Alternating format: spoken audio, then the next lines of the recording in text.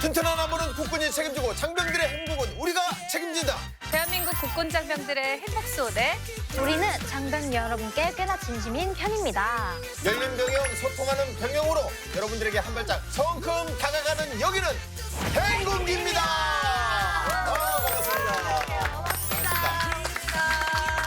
달달 갑자기? 무슨 달 쟁반같이 둥근 달. 자 여러분 오늘이 무슨 날인지 아시나요? 오늘은 바로 음력 15일 정월 대보름이죠. 정월 대보름. 네. 여러분 다들 무슨 날인지 알죠? 오곡밥에 나물 맛있게 비벼 먹는 날이잖아요. 그렇죠. 비빔밥 예. 진짜 맛있죠. 네. 또 한 해의 애군을 막고 이를 튼튼하게 한다고 부럼도 깨먹잖아요. 맞아요. 음식으로 애군을 날린다는 게 정말 낭만적이지 않나요? 그럼요. 아니 게다가 그 우리 장병들에게는 정월 대보름을 맛있게 보내는 꿀팁도 있잖아요. 무슨 꿀팁이었죠? 자 여러분 이 비빔밥 진짜 맛있게 먹는 비결 뭔지 아시나요?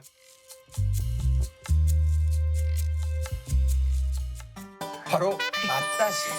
네. 맛다시 맞다. 네. 모락모락 나는 밥에다가 이 그 나물 넣고 맛다시 한 숟갈 딱 넣고 쓱쓱 비벼 먹으면 이게 와 최고예요. 그냥 매일매일이 정월 대보름이에요. 와, 저 집 먹어봤는데 진짜 맛있더라고요. 최고예요, 진짜. 8년 하면서 많이 먹어봤지. 너무 좋아, 진짜. 예. 와, 맛이 저도 최고예요. 말로만 듣던 맛다시 네. 진짜 네. 꼭 먹어보고 싶어요. 드셔보세요. 진짜 맛있어요. 아직까지도 꾸준하게 사랑받는 맛인데 달짝지근하면서도 맵싹하고 이 입맛 뚝 떨어졌을 때 이거 하나면은 밥 한 공기는 그냥 뚝딱이죠. 네. 아는 맛이 무섭다고 지금 막 다들 약간 침을 좀 삼키고 있어요. 네.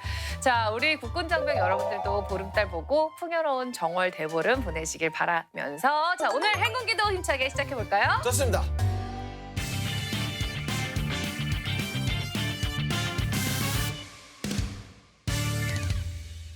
대한민국 국군 장병의 행복 병영 프로젝트 행군기 그 첫 번째 코너입니다. 55만 국군 장병, 275만 예비역들의 리얼 공감 프로젝트 940번. 김대희 씨도 TV를 시청하고 있는 230번도 함께해요. 보기만 해도 재밌는 사연, 유용한 정보가 쏟아지는 충성! TV 앞으로 모여 충성TV! 네 오늘 전군 부대자랑은 경상남도 창원시 진해구 편입니다. 거센 폭풍도 차디찬 바다도 이들을 막을 순 없다. 넓고 깊은 바다도 두려워하지 않는 바다의 용사들. 자, SSU 구조작전대대 전우들과 함께합니다. 반갑습니다. 반갑습니다. 우리가 누가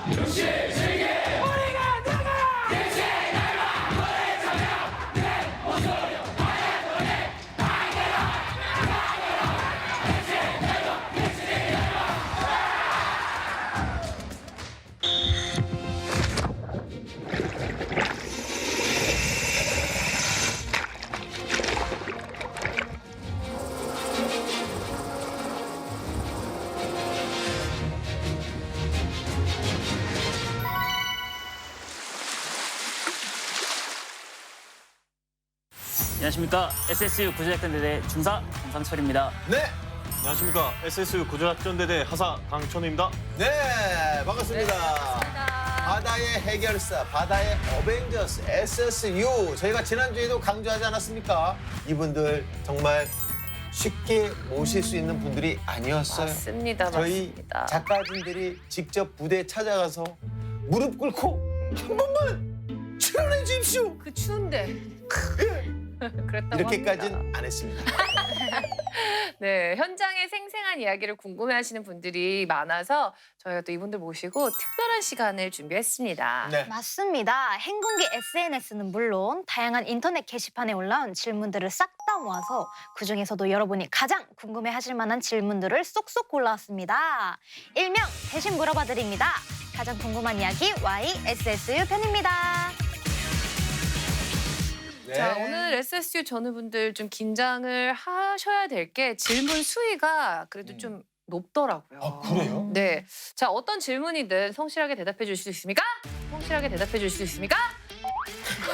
이씨가 이렇게 하는 거 아니에요? 자, 따라합니다. 하나, 우리는 명예와 경지의 세계 최강 SS 용사다. 하나, 우리는 명예와 긍지의 세계 최강 SSU 용사이다. 하나, 어떤 질문에도 거침없이 속 시원하게 답한다. 하나, 어떤 질문에도 거침없이 속 시원하게 답한다. 준비되셨답니다. 이제 질문하시면 돼요. 네, 예. 갑시다. 예. 그럼 첫 번째 질문 드립니다. 먼저 가장 많은 분들이 궁금해하는 건 이거였어요. SSU 특수부대죠. 특수한 임무를 수행하는 부대. 그렇다면 특수한 훈련이 따른다는 걸 입대 전에도 알고 계셨죠? 그런데 왜 Y 고생길이 훤할 걸 알면서도 SSU에 지원하신 겁니까? 저는 어릴 적 사명감을 가지는 직업을 하고 싶어 군인을 꿈꿔왔습니다. 그중 생명을 구하는 특수부대인 SSU의 매력을 느껴서 지원하게 되었습니다. 아, 그렇군요. 정상철 중사는 친형 때문에 SSU에 지원하셨다고 해요. 형이 무슨 말을 해줬는지 너무 궁금한데요. 훈련 중 어떠한 상황이 생기더라도 열애의식을 가지지 않고 정직하게 훈련에 임하면은 다칠 일도 없고 무사히 수료할 수 있을 것이라고 했습니다. 친형이 정말 이렇게 얘기했습니까? 예, 저한테 그렇게 얘기했습니다. 보통 형제들은 이렇게 얘기 안 하지 않나요? 이 가족끼리 하는 얘기처럼 이게 정말 날것의 찐 토크는 없는데 분명히 좋은 얘기만은 하지 않았을 것 같은 느낌인데 그럼에도 지원한 이유가 뭔가요? 이제 형이 엄청 많이 변한 걸 보고 저도 형처럼 멋있는 SSU 대원이 되고 싶어서 지원하게 되었습니다. 어떻게 변했어? 전에는 어땠는데 SSU 들어가서 어떻게 변한 거예요?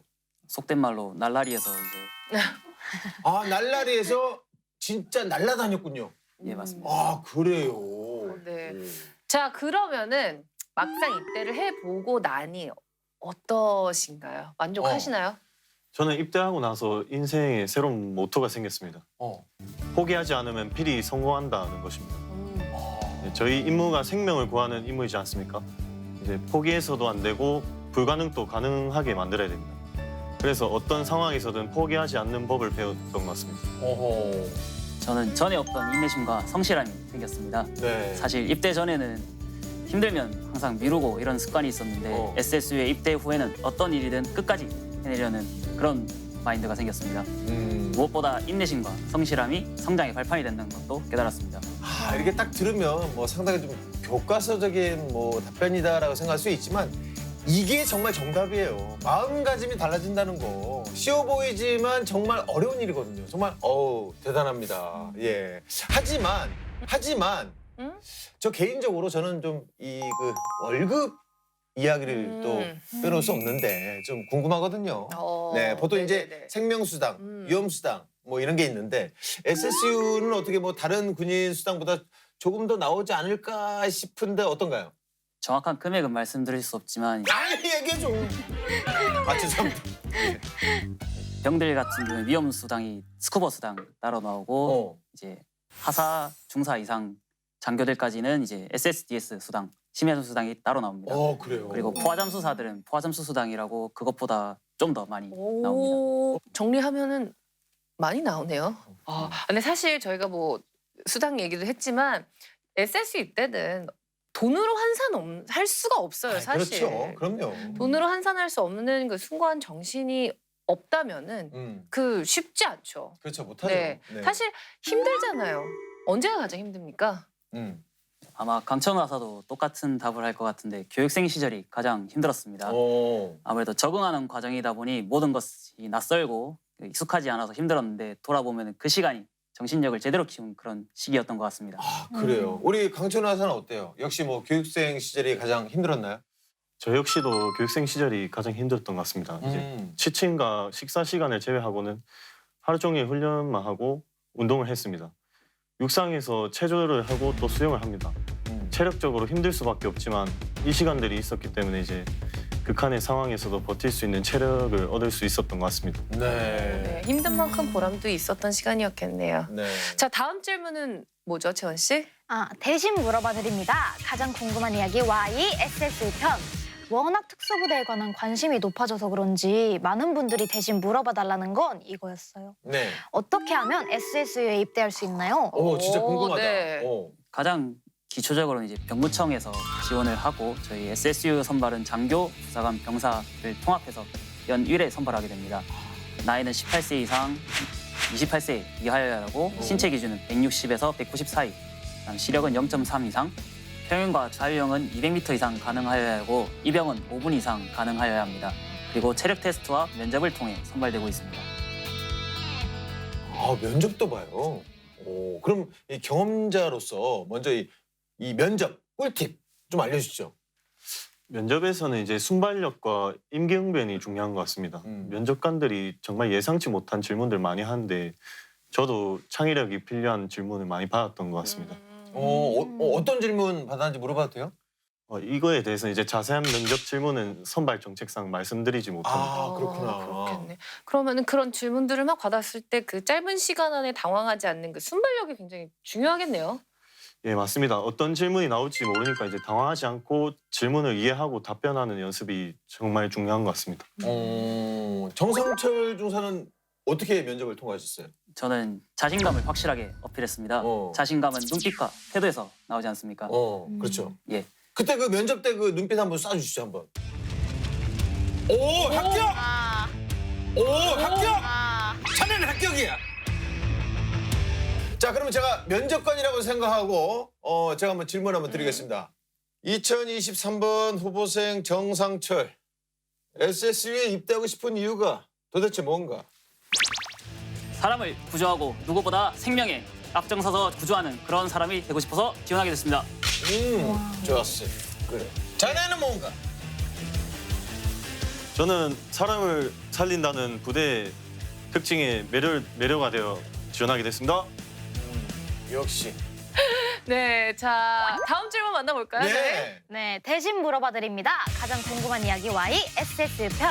의외로 이런 질문이 많았어요. 많은 분들이 이제는 SSU가 해난 구조 부대라는 걸 알고 계신데 그렇다면 어떤 업적이 있는지, 어떤 현장에서 활약을 했는지 이런 걸 궁금해하시더라고요.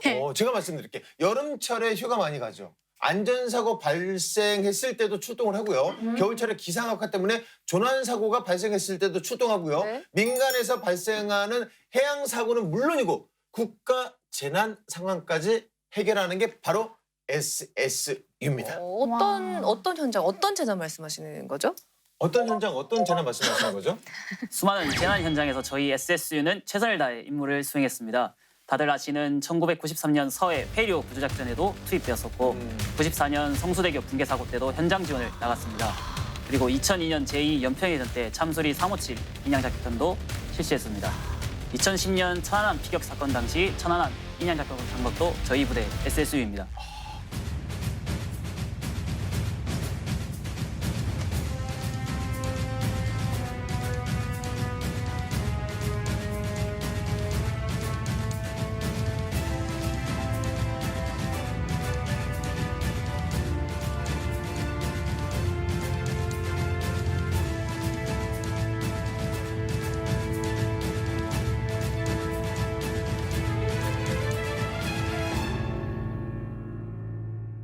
그러셨군요. 정말 굵직굵직한 사건 현장에서 활약을 하셨는데 너무나 가슴 아팠던 사건 현장에서 묵묵히 임무를 수행한 SS 대원들에게 박수 한번 주시죠. 감사의 마음을 표합니다. 근데 사실 중요한 업적을 또 빼놨어요. SSU가 세계적으로 명성을 얻게 된 작전이 또 있습니다. 맞아요. 저희도 사실 행군기에서 여러 번 언급을 한 적이 있습니다. 자, 무려 이 작전이 SSU 이름이 기네스북에 등재되게 한 바로 그 작전 맞죠? 와, 기네스북에 어떤 작전이었나요? 때는 이제 1998년 12월 17일 남해안으로 침투한 북한의 반잠수정이 전남 여수 해안에서 발견됐었습니다. 발견 즉시 이제 해군 초계함이 격침을 했고 북한의 잠수함은 그때 가라앉았습니다. 당시 해군은 가라앉은 잠수함을 찾기 위해 교전 당시의 위치를 바탕으로 인근 해역 수색에 돌입했습니다. 1차적으로 청해진함의 심해 잠수 구조정 DSRV로 탐색 작업을 했고 수심 150m 아래에 있는 반잠수정을 발견했습니다. 이에 심해 잠수사들이 청해진함의 위치를 고정하고 포화 잠수 체계를 이용해 수심 147m까지 잠수했습니다. 포화 잠수 체계가 지난주에 말씀하셨던 300m에서도 작업을 할 수 있는 장비인 거죠? 네, 맞습니다. 심해 잠수사들은 포화 잠수 장비인 고압 챔버를 이용하는데 고압 챔버를 이용하면 잠수사들이 고압의 심해에 미리 적응할 수 있습니다.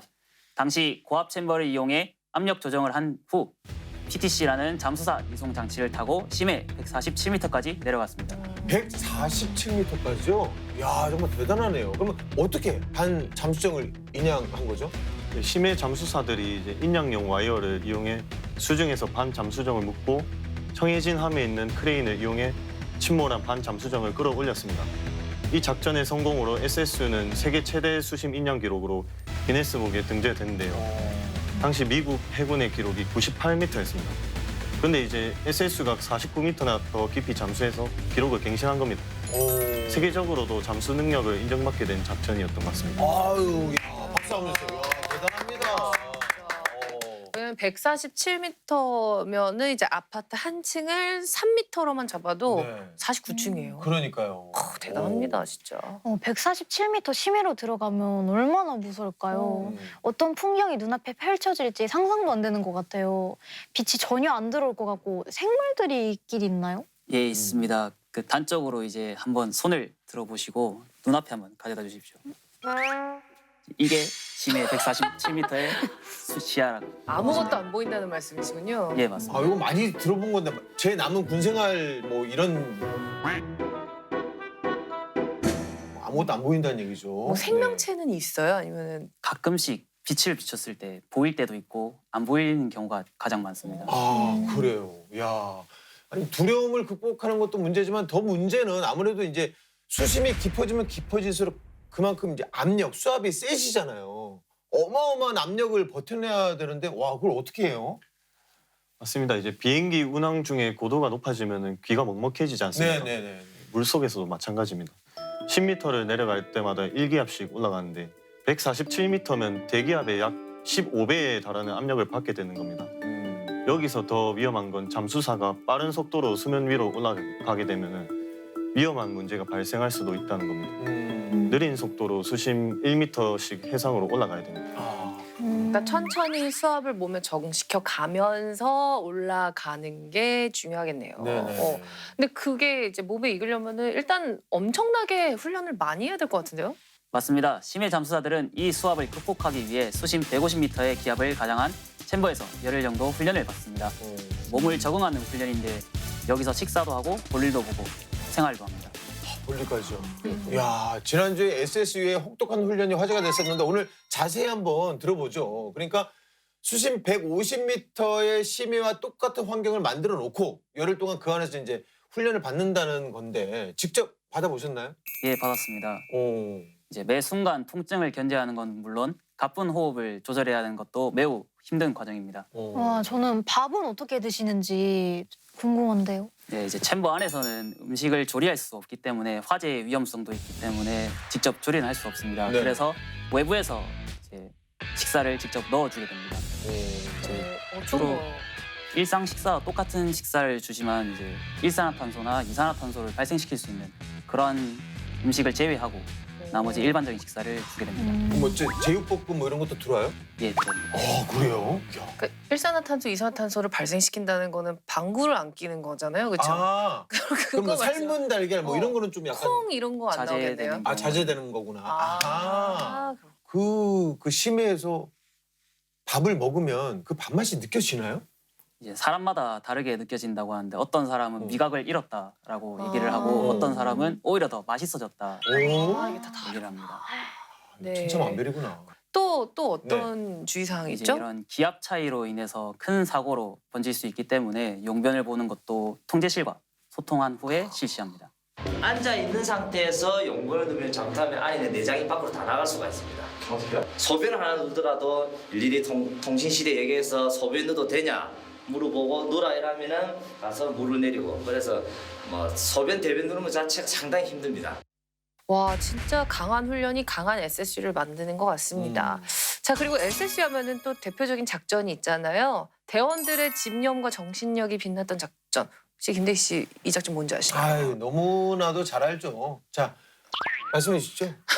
예, 북한이 발사한 로켓을 인양한 네, 작전이었습니다. 맞아 이거예요. 아. 네. 때는 2012년 12월 12일 북한 장거리 로켓 은하 3호가 연산반도 서쪽 138km 지점에 떨어졌습니다. 1단 로켓은 공중에서 폭발해 분리되어 흩어졌고 잔해는 수심 88m 해저로 가라앉았습니다. 네. 그럼 그 바다에 가라앉은 잔해는 얼른 꺼내야겠는데요?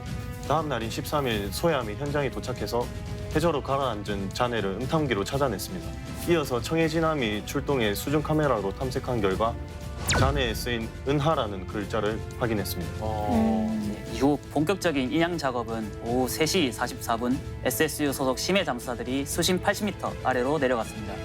하지만 수중 라이트를 켜도 앞이 보이지 않는 상황에 강한 조류까지 닥치게 되었습니다. 그래서 1차 인양 작전은 실패하고 말았습니다. 그렇죠. 서해안이 이제 갯벌도 있고 조수간만의 차가 심하다 보니까 시야 확보가 어렵잖아요. 맞습니다. 게다가 잔해 한쪽은 펄에 30에서 50cm 가량 깊이 파묻혀 있어서 손으로 직접 펄을 퍼내야 했던 상황이었습니다. 손으로 직접. 와, 그 앞도 안 보일 텐데 펄까지 파내려면 진짜 고생 많으셨겠어요. 네, 맞습니다. 물속은 정말 한 치 앞을 분간하기도 힘든 그런 상태입니다. 제2차 인양 작업은 오후 8시 40분에 야간에 진행되었습니다. 오, 근데 왜 밤에 작업을 했죠? 그나마 태양빛이라도 있어야 낫지 않나요? 이제 보통 밤에는 작업을 하지 않지만 신속한 인양을 위해 위험을 감수하고 작업을 진행해야 했습니다. 잠수사들이 수중에서 손으로 펄을 제거하고 1시간 26분 만에 잔해 끝에 로프를 고정할 수 있었습니다. 그리고 끌어올렸습니다. 북한이 발사한 로켓 원료통을 원형 그대로 청해진항 갑판까지 인양하는 데 성공했습니다. 아니 결과도 물론 중요하지만 과정이 정말 대단한 것 같아요. 이 야간에 그것도 한 치 앞도 보이지 않는 상황에서 1시간 반이나 작업을 한다는 건 웬만한 정신력이나 사명감으로는 안 되거든요. 그러니까 듣다 보니까 잠수만 해서는 되는 일이 아니네요. 네네. 그러니까 잠수를 하는 능력은 기본이고 여기에 수중에서 작전을 펼치려면 작전 수행 능력이 필요할 것 같은데 맞죠? 예, 맞습니다. 그래서 심해 잠수사들은 교육을 받을 때 수중 용접이나 구조물 해체, 장애물 절단 및 수중 폭발 교육도 함께 받고 있습니다. 심해에 침몰한 간첩선이나 함정은 정보를 수집하고 해양 사고 규명을 하는 게 중요합니다. 그래서 원형 그대로 인양해야 합니다. 때문에 인양 대상은 파손하지 않기 위해서 다양한 훈련을 받는 겁니다. 네, 아, 대단합니다. 자, 그리고 SSU의 중요한 업적이 또 하나 있습니다. 다들 기억하실 거예요. 2019년 헝가리 유람선 침몰 사고. 아, 헝가리 부다페스트 다뉴브강에서 침몰한 유람선 화블레아니가 한국인 33명을 태운 선박에 침몰했다는 비보였습니다. 그리고 소식을 전해드리고 있는 지금까지도 많은 실종자가 가족들에게 돌아오지 못하고 있습니다. 그렇죠. 기억나죠. 정말 끔찍했던 사고잖아요. 헝가리에서 유람선이 대형 선박이랑 충돌해서 침몰을 했는데 거기에 우리나라 관광객들도 네, 있었고요. 네. 저도 그때 뉴스 보고 너무 놀랐던 기억이 있어요. 사망자 수가 꽤 많고 우리나라 관광객들도 꽤 있었던 걸로 기억하고 있어요. 네, 한국인 25명이 사망하고 1명은 끝끝내 찾지 못했던 참 정말 안타까운 사고였습니다. 당시 우리나라 국민들이 더 이상 희생자가 나오지 않기를 무사히 귀국하기를 간절히 바라고 있었을 때 현장에서 그 누구보다 구조 활동에 힘썼던 분들이 바로 여기 계시는 SSU 대원들이었죠. 예, 헝가리 유람선 침몰 사고는 SSU가 처음으로 해외에서 펼친 정계 구조작전이었습니다. 사고 발생 당시 수습 지원과 실종자 수색 활동을 위해 정보합동 신속대응팀의 일원으로 해남구조대 소속 심해함사 7명이 현지로 급파되었습니다. 당시 구조할 때 상황이 매우 안 좋았다고 뉴스에서 본 것 같은데 어땠나요? 예, 맞습니다. 유속이 빠른 데다가 강물도 탁해서 수색이 쉽지 않았다고 합니다. 하지만 헝가리 정부의 협조와 실시간 토의, 훈련을 통해 실종자 시신 수색과 함께 침몰 선박의 인양에 최선을 다했습니다. 결과는 어떻게 됐나요? 이제 신속 대응팀은 사고 직후 한 달여간 현지에서 수색 활동에 총력을 기울여 희생자분들을 수습했습니다. 네. 정말 다시는 이렇게 안타까운 사고가 발생하지 않았으면 합니다. 자, 그리고 끝까지 남아서 구조 활동을 하신 모든 분들에게 고생했다는 말씀 다시 한번 전하고 싶습니다. 네, 두 분도 작전에 투입된 적이 있잖아요. 지금까지 했던 작전 중에 가장 기억에 남는 작전은 어떤 건가요? 이제 SSU 대원으로서 굉장히 뿌듯한 작전이 있습니다. 2022년 11월 속초 앞바다에서 떨어진 북한 미사일 잔해를 수심 1,700m에서 성공적으로 건져낸 작전이었습니다. 수심 1,700m에 있는 잔해를요? 오, 이걸 어떻게 건져내죠? 잠수도 안 되는 깊이잖아요. 예, 맞습니다. 그래서 수중 무인 탐사기로 건져 올리게 되었습니다. 수중 무인 탐사기는 수심 3,000m까지 잠수할 수 있는 장비입니다. 네, 완전 최신식 장비 같은데 이런 것도 그러면 운영하는 훈련을 또 받겠네요, 여러분들은. 예, 맞습니다. 해남구조전대 대원들은 수중 무인 탐사기를 운영하고 숙달하는 전문 훈련도 받고 있습니다.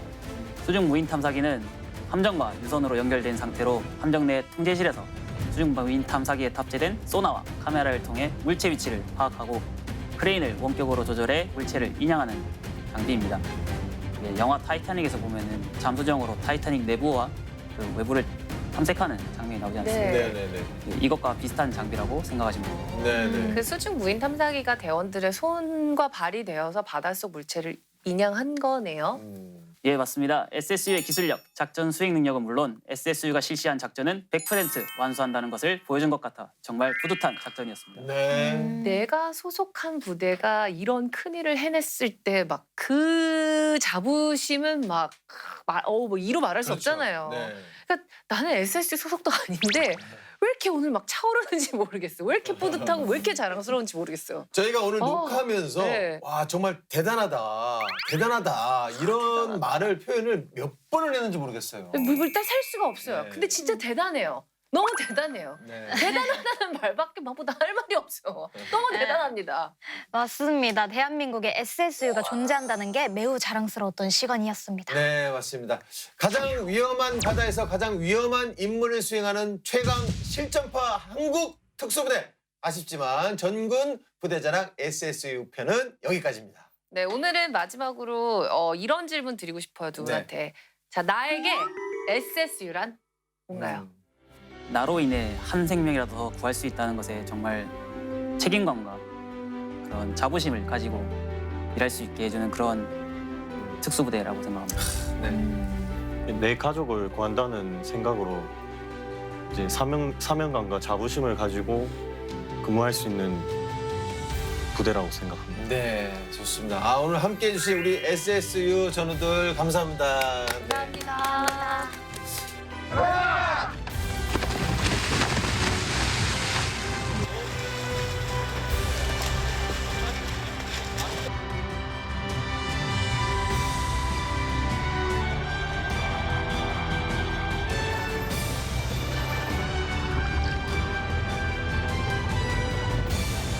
혹한의 바다도 문제없습니다. 강인한 체력, 정신력으로 넓고 깊은 바다, 거친 파도 속에서도 완벽하게 임무 수행하는 최정의 SSU 대원이 되겠습니다. 딥시!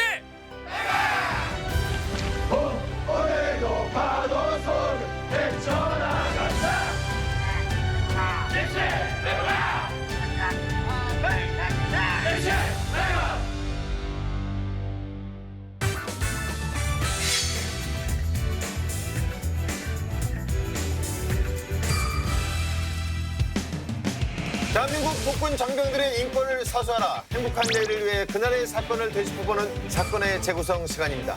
장병들의 행복한 병영 그리고 인권을 위해 행군기가 앞장서겠습니다. 지금껏 관습이란 이름으로 자행되어온 악습, 불합리한 관행, 이제는 안녕. 군에서 벌어진 하나의 사건을 다각도로 짚어보고 문제점을 하나하나 살펴보는 사건의 재구성입니다. 네, 오늘도 육군본부 과학수사센터의 윤대중 수사관님 함께하십니다. 반갑습니다. 네, 안녕하세요. 윤대중입니다. 오늘도 예리하게 사건을 파헤쳐보겠습니다. 그리고 육군본부 법제과 한예린 법무관님도 나와 계십니다. 반갑습니다. 안녕하세요. 한예린입니다. 병사들의 인권 수호를 위해 노력하겠습니다. 자, 그럼 오늘의 사건 바로 만나보시죠. 야, 쟤랑 말 섞지 마. 어? 지는 마. 야, 진짜 심하네. 뚫린 입이라고 말이야. 듣기 너무 아주 불편해. 불편해. 네. 아니 왜? 진짜 실화인지 좀 충격적이네요. 사건은 몇 달 전으로 거슬러 올라갑니다.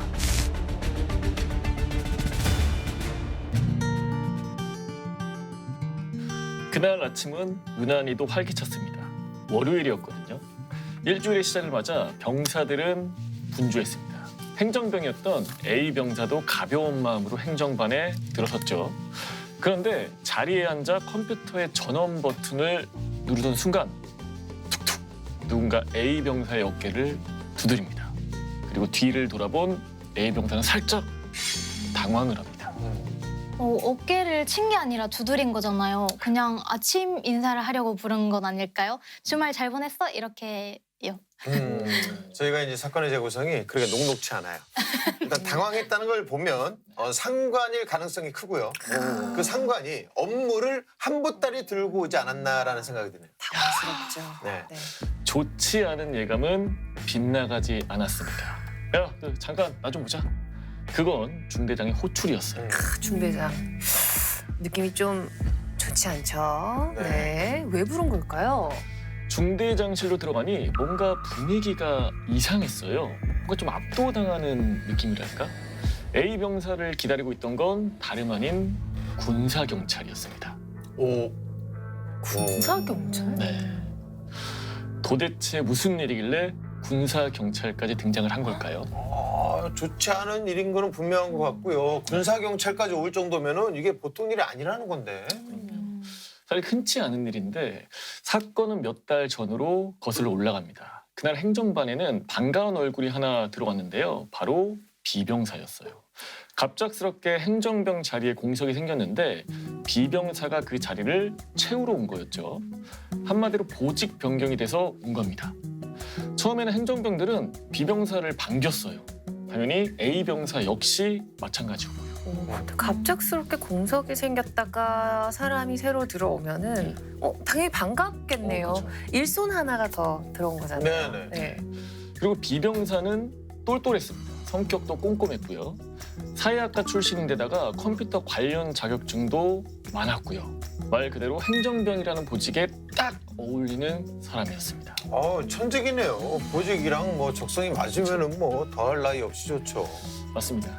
처음 비병사가 근무를 시작했을 때 분위기는 나쁘지 않았습니다. 컴퓨터를 잘 다루다 보니까 근무에 적응하는데도 별 문제가 없었고요. 적응을 또 워낙 잘하다 보니 A병사가 물어요. 혹시 컴공? 그러니까 컴퓨터 공학과 나왔냐 이렇게 물어본 거예요? B병사는 별 생각 없이 대답을 합니다. 사회학과라고. 그러니까 컴공은 아닌 거죠. 그랬더니 A병사가 반색을 하더라는 거예요. 내 친구도 사회학과인데 어디야? 뭐 가대? 나대? 아니면 너 설마 혹시 다대야? 그러니까 대학교를 물어보는 거예요. 소위 명문대라고 하는 학교 이름을 나열하는 A병사의 질문에 B병사는 잠시 당황할 수밖에 없었습니다. 왜냐? B병사는 지방 사립대 사회학과였거든요. 근데 모르게 왜 당황을 뭐 여기까진 당황할 일이 없었던 것 그러니까요. 같은데 왜? 저는. 뭐 지방 사립대 사회학과인데 왜? 그죠. A병사는 B병사의 대답을 듣지도 않고 TMI를 남발하기 시작을 합니다. 나는 다대고 C병사는 가대, D병사는 나대잖아. 뭐 그래서 너 학교 어디라고? 그래서 좀 이렇게 위축이 됐나 보구나. 그러니까 자기 빼고 지금 이제 그 행정반에 있는 모든 사람들이 다 명문대 출신인 상황인 거잖아요. 그렇죠. 뭔가 나는 레벨로가 다르다. 약간 이런 느낌. 저 약간 뭐 소외감을 느꼈을 수도 있을 것 같아요. B병사의 생각도 비슷했습니다. 하지만 당당하게 밝혔죠. 나는 지방 사립대를 다닌다라고. 그랬더니 그날 이후 뭔가 좀 묘합니다. B병사가 행정반에 있을 때 없을 때 행정실의 공기가 달라지는 좀 느낌이랄까요? 혹시 비병사가 좀 예민하게 받아들였던 건 아닐까요? 딱히 이렇다 할 사건이 벌어진 것도 아니고 공기가 달라지는 건 좀 애매한 것 같아가지고. 예를 들면 이런 건데요. B병사가 잠시 자리를 비우면 행정반에서 오순도순 사담을 나눈 소리가 들려왔습니다.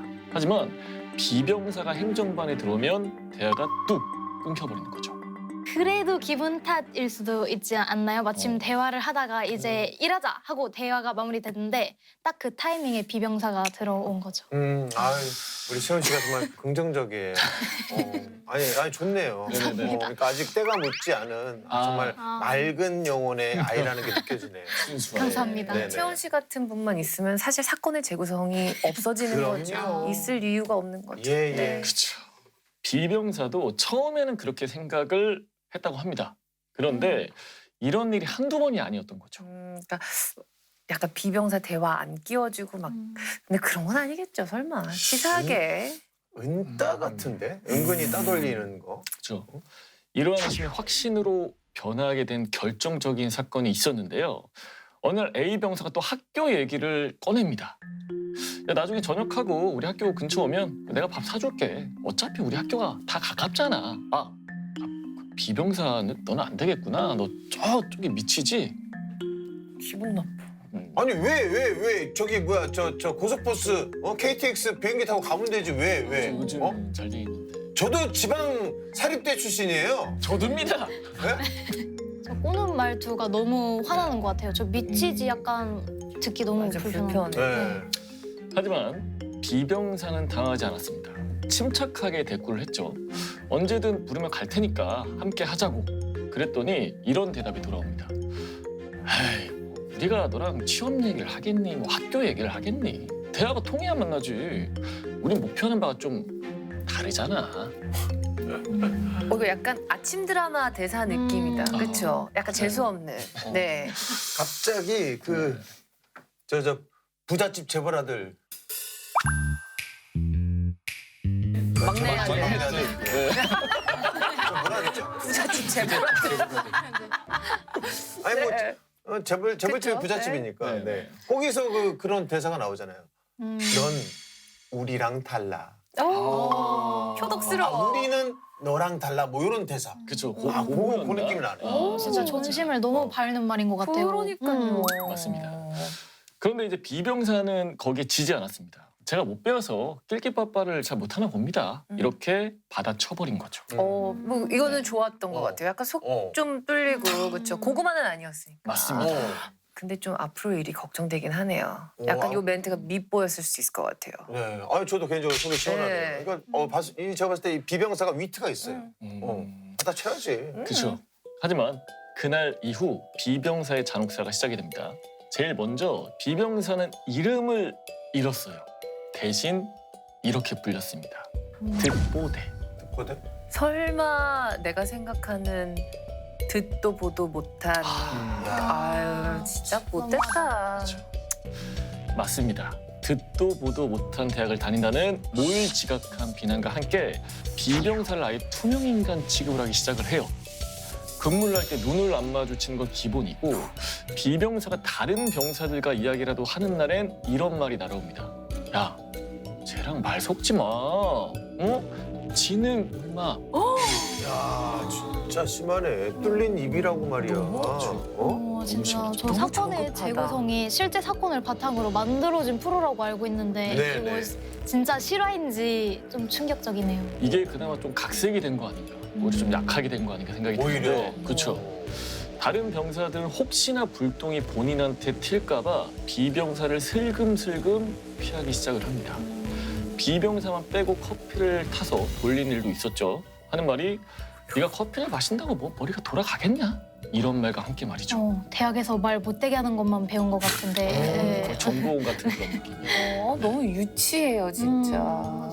이 명문대는 어떻게 입학했는지 모르겠어 진짜. 공부만 잘한 거 아닌가 그렇게 좀 생각이 드는데 사격 훈련 때는 이런 일도 있었습니다. 그날따라 A 병사와 B 병사는 나란히 사격선 앞에 서게 되는데요. 이때 나지막히 A 병사의 목소리가 들려옵니다. 아씨, 뭐 나쁜 자식 여기 있네. 이 자식 팅키라는 거 아니야? 어떻게 사람이 이게 할 소리야. 그렇죠. 그러니까 옛말에 이런 말이 있잖아요. 뭐가 무서워서 피하냐, 더러워서 피하지. 그러니까 비병사 역시 A 병사의 말을 한 귀로 듣고 그냥 한 귀로 흘려버렸어요. 그런데 비병사가 무시하면 무시할수록 A 병사 혀엔 가시가 돋았어요. 비병사가 작은 실수만 해도 내가 그러니까 듣보대 다니는 거 아니야. 머리는 대체 왜 달고 다녀? 라는 식의 인신공격이 쏟아졌어요. 저 같으면 가만히 못 있었을 것 같아요. 못 참을 것 같아요 이거는. 네. 근데 이건 좀 너무 심하잖아. 말로 사람을 때리네요. 이렇게 막 이런 게 약간 언어 폭력이죠. 그렇죠. 그렇죠. 네. 그러던 어느 날 행정반이 발칵 뒤집힙니다. 또 무슨 또 헛소리를 한 겁니까 또? 네? A 병사가 C 병사에게 날을 세우고 있었죠. B 병사가 아닌 다른 병사. 거침없이 쏟아지는 욕짓거리에 진절머리가 날 즈음 이런 말이 귀에 들려옵니다. 그러니까 너도 그 듣보대 출신이라는 거잖아. 잠깐 아까 C 병사? 네, B 병사가 아닌 다른 또 C 병사에게. 시병사 아까 명문대 중 하나 다닌다고 예, 가나다 중에 하지 한 군데 않았어요? 다닌다고 했는데. 학교를 거짓말한 건가요? 시병사 역시 처음에 행정반에 왔을 때 어느 학교 출신이냐는 A병사의 질문 공세를 받아야만 했는데요. 그때 행정병 대부분이 명문대 출신이라는 말에 자신도 모르게 거짓말을 해버리고 만 거예요. 그러니까 거짓말을 했다고 하면 이제 왜 거짓말을 했을까? 왜가 이제 먼저 생각이 나야 되는데 이런 상황에서는 오죽하면 거짓말을 했을까? 네? 그런 생각이 드네요. 아니 진짜 학교가 뭐라고 그걸 왜 궁금해하는 걸까요? 그러게요. 근데 전 또 궁금한 게 시병사가 명문대 출신이 아니라는 건 또 어떻게 밝혀졌을까요? 이것도 참 어이가 없는데요. A병사는 B병사를 따돌리기 위해서 나머지 행정병들과 영어로 대화를 시도를 했던 거예요. 잉글리시로 그 컨버세이션을 수준 차이를 좀 다이얼로그로 했다는 얘기예요. 네, 맞습니다. 그런데 미치네. C병사가 영어를 알아듣지 못하니까 이상하게 생각해서 추궁을 했던 거죠. 이후 한바탕 영어로 욕을 쏟아낸 A병사는 특단의 조치를 취하겠다면서 나서는데요. B병사와 C병사에게만 이런 요구를 합니다. 타자 400타를 넘길 것. 넘기지 못하면 밥 없음. 뭐야? 근데 이런 거를 요구할 만한 위치가 되나요? 그러니까 뭐가 되나요, 이분이? 이게 뭐지? A병사의 주장은 이거였는데요. 무식한 너희에게 내가 한 수 가르쳐 주겠다. 행정병은 손이 빨라야 하니까 타자도 빨리 쳐야 한다. 400타를 넘기지 못하면 밥 먹는 시간, 자는 시간을 줄여서 타자 연습을 하라고 강요를 했습니다. 아니 행정병이 손이 빨라야 되는 건 이제 맞는 맞아요. 말인데 네네. 지가 뭔데 타자를 몇 타 쳐라 마라 몇 대 그냥 칠까 그냥. 진짜 밥도 못 먹게 하는 건 너무 심한 것 같아요. B병사와 C병사는 더 이상 참을 수가 없었어요. 그래서 A병사의 악랄한 행동이 도저히 끝날 것 같지 않았거든요. 그래요. 이렇게 쭉 들어보니까 A병사는 더 심하게 했으면 더 심하게 했지 혼자 알아서 뭔가 나아질 것 같진 않아요. 그래서 처음에 마음의 편지에 이 사실을 고발하려고 했지만 혹시나 간부들과 유대 관계가 잘 형성돼 온 A병사가 요리조리 빠져나갈까 봐 걱정이 됐다고 해요. 그래서 국방 헬프콜 1303으로 전화를 걸었던 거죠. 그러니까 덕분에 어느 월요일 아침에 A병사가 군사경찰을 대면할 수 있었던 겁니다. 자, 이 사건 다들 어떻게 생각하시나요? 아니 저는 그 어떤 사건보다 이게 지금 빙의가 되고 몰입이 되는 게 제가 또 지방 사립대 출신이라 그런지 몰라도 이건 좀 너무 심하네요 사건이. 지금 심지어 저희 중에 그 국내 명문대도 아닌 해외 명문대를 나온 우리 그 신하영 씨도 있는데 신하영 씨는 절대 뭐 평상시에 이런 뭐 학벌 이런 얘기를 전혀 입 밖에 내질 않거든요. 오히려 우리가 옆에서 하버드대 출신이라고 뭐 오히려 막 창피해하고 그냥 창피하는 게 아니라 창피하는 게 맞나? 아니 이렇게 뭐라 그럴까요? 이렇게 좀 이렇게 그 저기 겸손하게 이렇게 행동하는데 채원 씨는 어땠어요? 사실 A 병사가 아무리 명문대를 다닐지라도 인성이랑 학력은 비례하지 않는 것 같습니다. 아니 어떻게 20살 그 입에서 맞아. 저런 정답이 맞아요. 맞아요. 그러니까 지성인의 집단이라고 하는 대학인데 이건 정말 인성이 쓰레기네요. 그러니까. 맞습니다. 그러니까 참 안타까운 게 사회에서도 이제 학력으로 인한 차별을 없애려고 노력 중이잖아요. 근데 오히려 정말 뭐 그런 학벌이라든지 학력이 상관없는 군에서 이런 사건이 벌어졌다는 거는 좀 씁쓸합니다. 네. 사실 아직도 학벌로 과시하는 사람이 있다는 게 너무 놀라워요. 과시도 모자라서 명문대에 다니는 걸 무슨 특권이라고 생각하는 건지 어린 나이도 아닌데 A병사는 도대체 왜 학벌이 낮은 사람을 무시하는 행동을 했던 걸까요? 그러니까 우리나라 교육 시스템 자체가 이제 시작과 끝이 명문대, 뭐 좋은 학벌, 뭐 이렇게 이해하기에도 과언이 아니잖아요. 그러니까 대부분의 학생들이 명문대를 목표를 가지고 공부를 하니까요. 이러한 것들을 우리는 학벌주의라고 이야기합니다. 그러니까 학벌주의는 출신 학교의 지위를 중요하게 여기는 입장이나 태도 혹은 개인의 재능이나 능력이 잘 고려하지 않고 높은 학력만을 중시하는 입장이나 태도를 말하는 거죠. 이 군대에서 학벌이 전혀 필요가 없잖아요. 특히나 뭐 행정병은 이 군의관이나 뭐 법무관처럼 특정 분야의 이 자격 요건이 필요한 보지도 아니고요. 그렇죠. 맞습니다. 그러니까 군대는 연구기관이 일단 아니잖아요. 그러니까 신성한 국방의 의무를 다하기 위해 복무를 하는 곳이 군대이기도 하고요. 네. 그런데 A병사는 본인이 명문대생이라는 것에 너무 심취해 있는 성격의 소유자로 보여요. 그러니까 특권의식, 우월주의 이런 것에 사로잡혀 있는 거죠. 그래서 편견을 가지고 사람을 대하는 심리적인 성향이 있어 보입니다. 근데 학벌을 가지고 사람을 차별하는 경우가 진짜 설마 실제로 군대에서 종종 발생하는 사건인가요? 어떤가요? 네.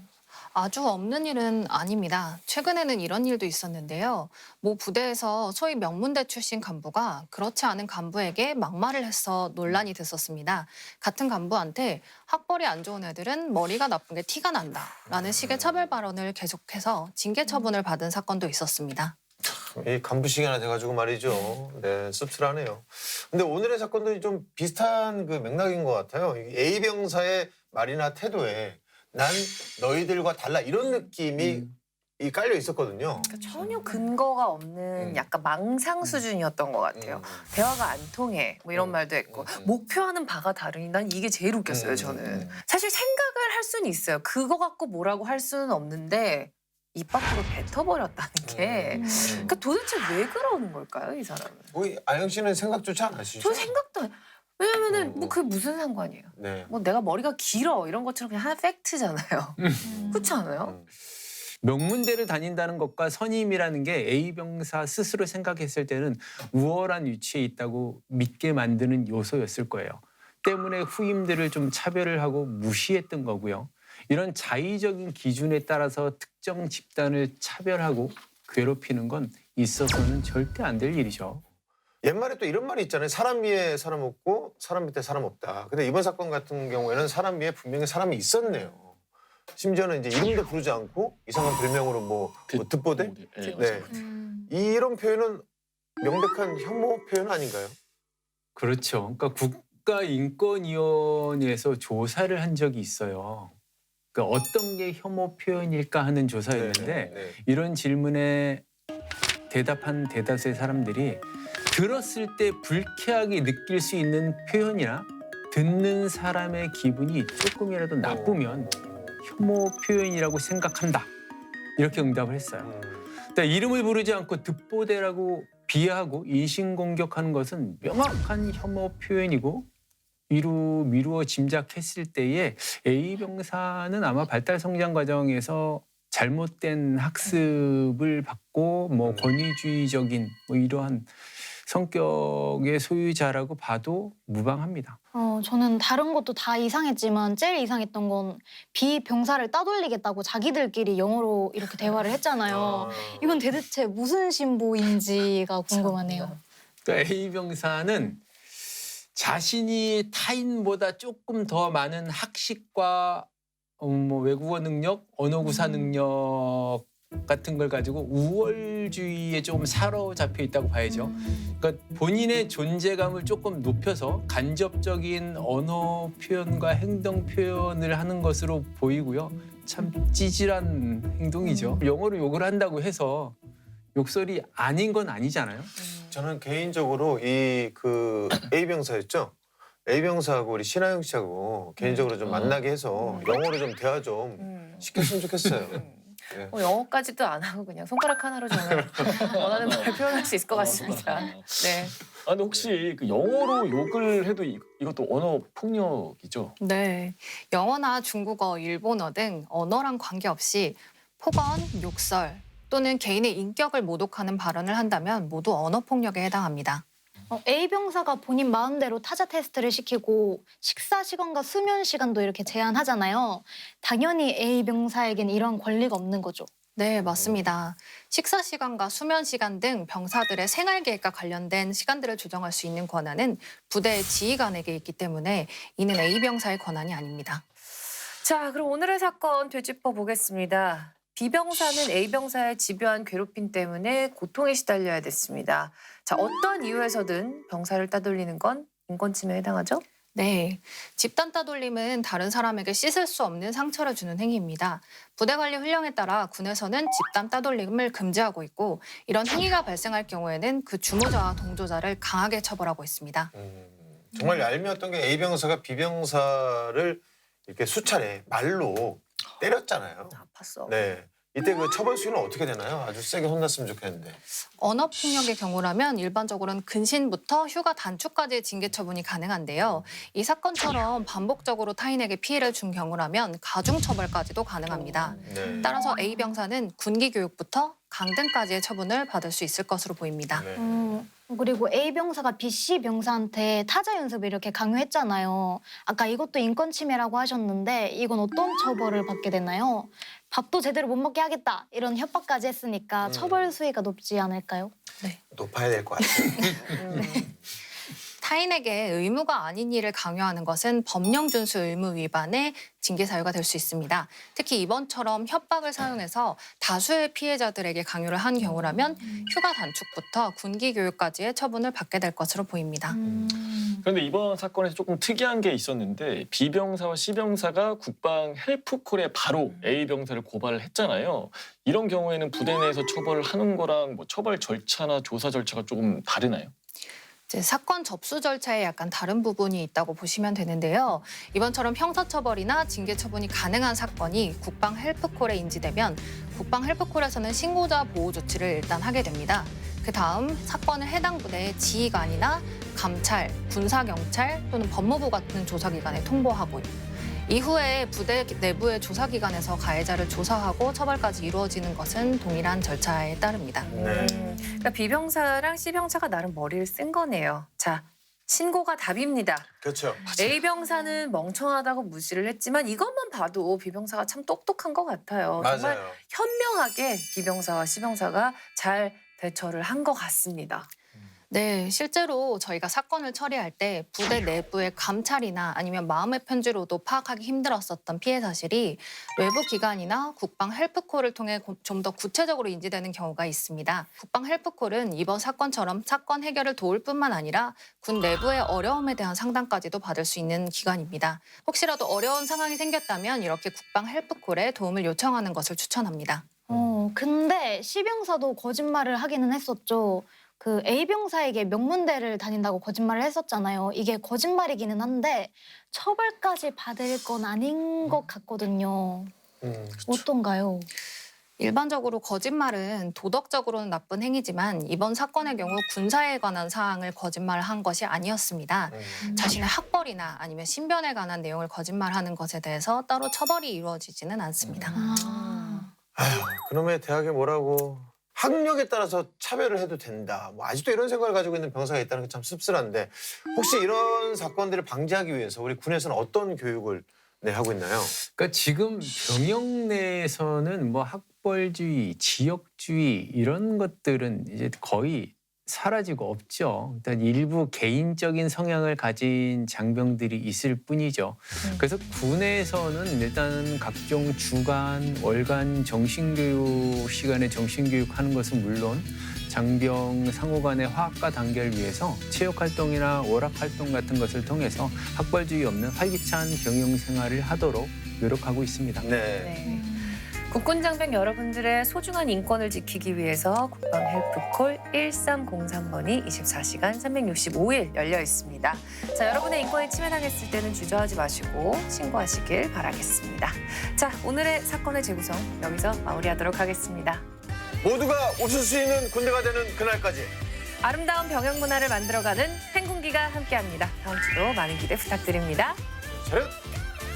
경례! 행군!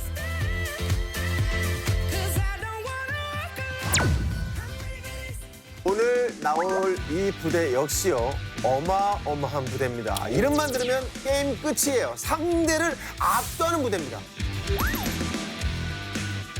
뭐야? 뭐야? 안 보는 어디 파는 데 없나?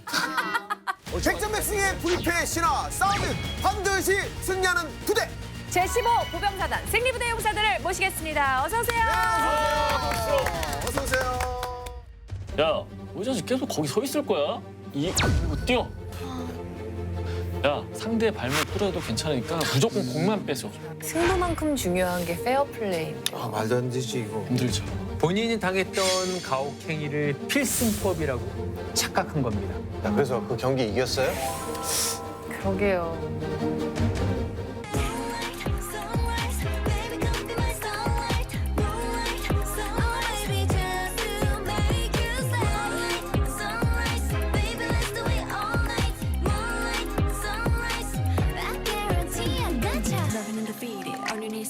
Baby, you can heat 'em alive when you need it.